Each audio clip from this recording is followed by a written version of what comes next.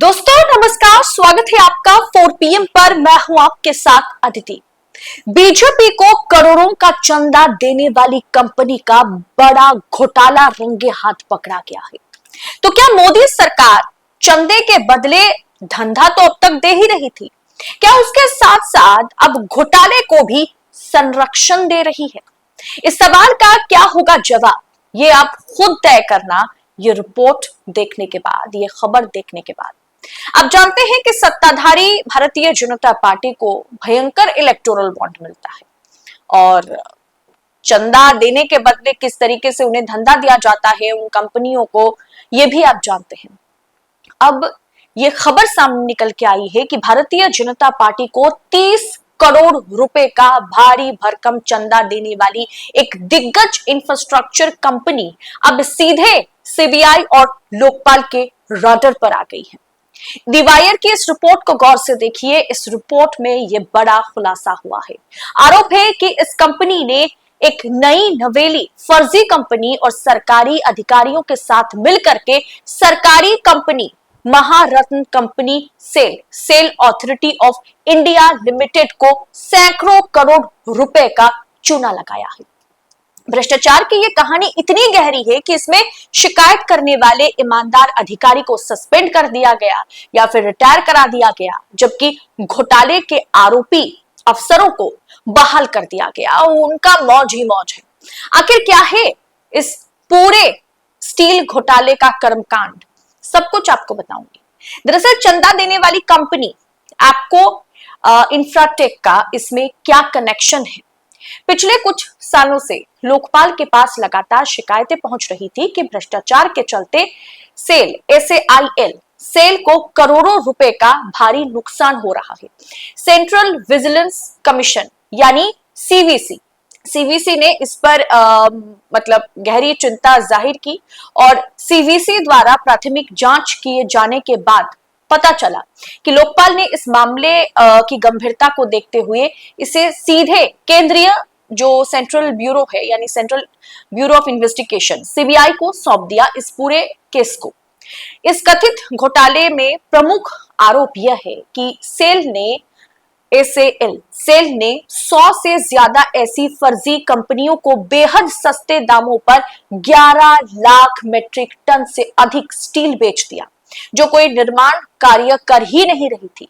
ये कंपनियां सरकारी छूट का फायदा उठाकर सस्ते में स्टील खरीदती थी और उसे खुले बाजार में महंगे दामों पर बेच देती थी। इनको सस्ते में स्टील इसलिए दी जाती थी क्योंकि इन्होंने 30 करोड़ के आसपास का चंदा जो है वो बीजेपी के फंड में डाला है, जिससे सरकारी खजाने को 400 करोड़ रुपए से अधिक का झटका लगा, फटका लगा, आप कह सकते हैं कि नुकसान हुआ।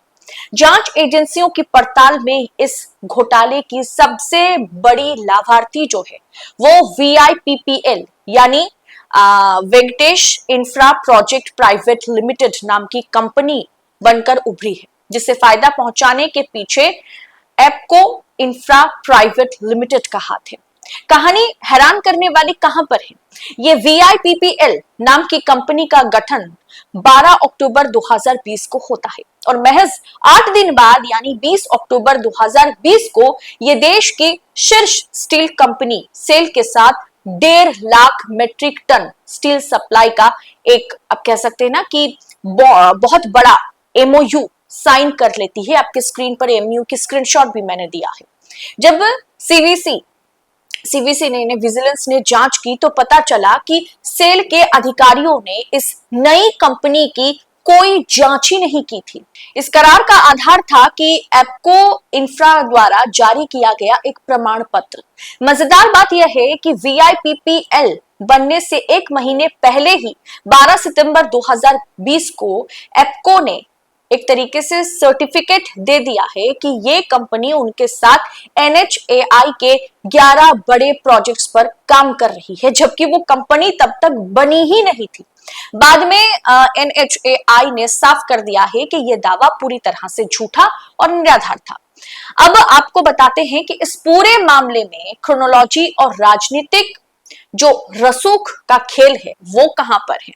ये वही एप्को इंफ्राटेक है जिसकी वेबसाइट गर्व से कहती है कि वो प्रधानमंत्री नरेंद्र मोदी के $5 ट्रिलियन की अर्थव्यवस्था के सपने को साकार करने वाली प्रमुख सहयोगी है। दरअसल 14 मार्च 2025 को चुनाव आयोग द्वारा जारी आंकड़ों के अनुसार एप्को इंफ्राटेक ने 15 जनवरी 2020 से 12 अक्टूबर 2023 के बीच कुल 30 करोड़ रुपए के चुनावी बॉन्ड खरीदे थे और इन सभी बॉन्ड्स को भारतीय जनता पार्टी ने भुनाया था। यानी ये पैसे भारतीय जनता पार्टी को दिए गए थे फंड के तौर पर।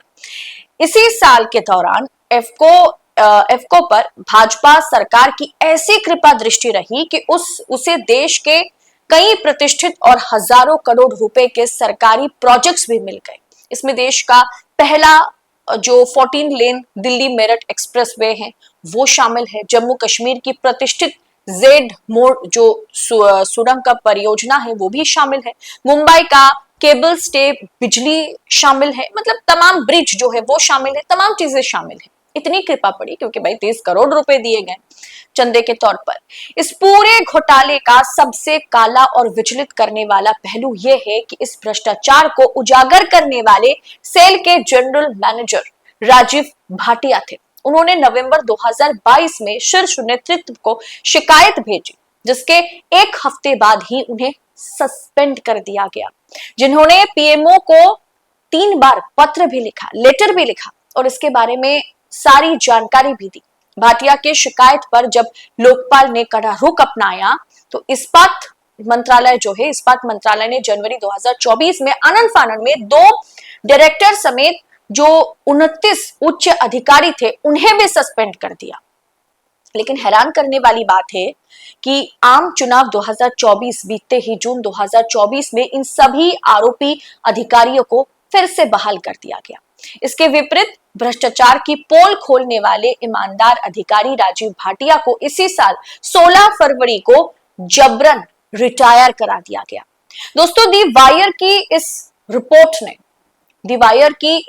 रिपोर्ट ने या विशेष जांच ने पड़ताल ने साफ दिखाया है कि कैसे सरकारी महकमे और अब कह सकते हैं ना कि दागी कॉर्पोरेट्स और राजनीतिक चंदे, इलेक्टोरल बॉन्ड के ये जो गठजोड़ है, इसने किस तरीके से देश की जो सरकारी कंपनी है महारत्न कंपनी को खोखला किया है।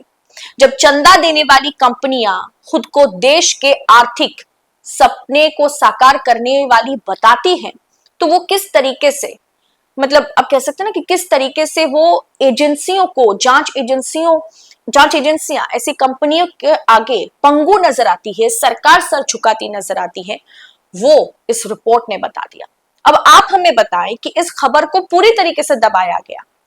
अब आज रिपोर्ट आपके सामने है, कब से ये धांधली घोटाला चलता आ रहा है, किस तरीके से चंदे के बदले धंधा, और अब अगर वो कंपनी घोटाला करती है तो उसे संरक्षण भी सरकार की ओर से दी जाती है।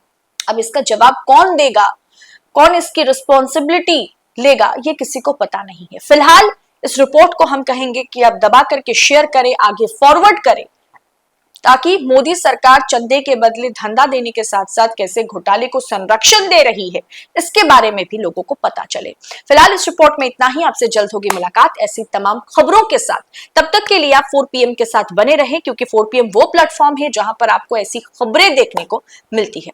बहुत बहुत शुक्रिया आप सभी का। जय हिंद, जय भारत।